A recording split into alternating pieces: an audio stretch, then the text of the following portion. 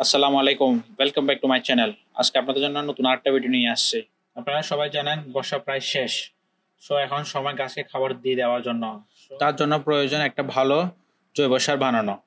আপনাদেরকে দেখাবো আমি আমার ছাদ বাগানের জন্য আমি জৈব সার কিভাবে তৈরি করি। So let's start the video. আমার ছাদে প্রায় অনেকগুলো গাছ রয়েছে, তাই আমি আমার ছাদের জন্য প্রায় 40 কেজি জৈব সার বানাবো। এখানে প্রায় আনুমানিক রয়েছে 40 কেজি গোবর। প্রথমে গোবরগুলি ভালো করে মেলে ফেলতে হবে, আর খেয়াল রাখতে হবে গোবরগুলো যেন পুরানো আর শুকনো হয়। প্রথমে নিব শিংকুচি। শিংকুচি মোট 40 কেজির জন্য 2 কেজি শিংকুচি নিব। আপনারা দেখতে পাচ্ছেন আমি ভালো করে শিংকুচিগুলো গোবরের উপর ছিটিয়ে দিচ্ছি। এরপর আমরা নিব হাড়ের গুঁড়ো। হাড়ের গুঁড়ো টোটাল 2 কেজি নিব 40 কেজি সারের জন্য। হাড়ের গুঁড়োর মধ্যে রয়েছে ক্যালসিয়াম, বিভিন্ন রকমের মাইক্রোনিউট্রিশন, যেটা গাছের জন্য খুবই গুরুত্বপূর্ণ। এরপর দিব নিমখোল।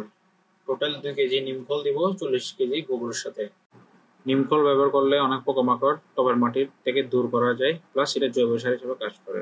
এরপর দিব বোরন। বোরন টোটাল 100 গ্রাম দিব। দেখতে পাচ্ছেন বোরনগুলো দিয়ে দিচ্ছি গোবরের সাথে। বোরন ব্যবহার করলে গাছের ফুল ফল পড়া কমে, তাই এটা দিয়ে দিলাম। এরপর দিব ভালো একটা মাইক্রোনিউট্রিশন। টোটাল 200 গ্রাম মাইক্রোনিউট্রিশন গোবরের সাথে দিয়ে দিব। এরপর দিয়ে দিব সরিষার খোল। সরিষার খোল গাছের জন্য একটা বড় সোর্স নাইট্রোজেন প্রোভাইড করে, প্লাস বিভিন্ন মাইক্রোনিউট্রিশনও প্রোভাইড করে। আমি আমার সারের সাথে মোট 2 কেজি সরিষার খোল দিয়ে দিলাম। এরপর দিব হিউমিক অ্যাসিড। টোটাল 400 গ্রাম হিউমিক অ্যাসিড দিয়ে দিব।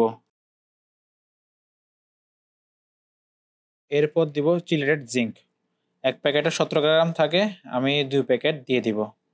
যেহেতু মাইক্রোনিউট্রিশন দেওয়া হয়েছে, তাই বেশি জিঙ্ক দেওয়ার প্রয়োজন নেই। এরপর দিয়ে দিব ম্যাগনেসিয়াম। ম্যাগনেসিয়ামও টোটাল আমি 400 গ্রাম দিয়ে দিব।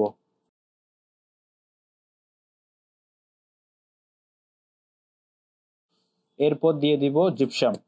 জিপসাম গাছেদের জন্য ক্যালসিয়াম প্রোভাইড করবে।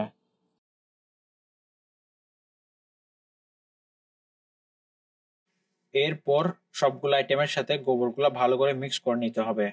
খেয়াল রাখতে হবে সমানভাবে যেন মিক্স হয়, কম বেশি যেন না হয়। আপনারা আপনাদের প্রয়োজন অনুযায়ী গার্ডেনিং টুলস ইউজ করতে পারেন সারগুলো মিক্স করার জন্য। দেখতে পাচ্ছেন আমি আমার সারগুলো ভালো করে মিক্স করে নিচ্ছি। সারগুলো ভালো করে মিক্স করার পর একটা বস্তা ভরে রেখে দিতে হবে। একটা জিনিস সবসময় খেয়াল রাখতে হবে, সারগুলোর সাথে সাথে ব্যবহার করা যাবে না।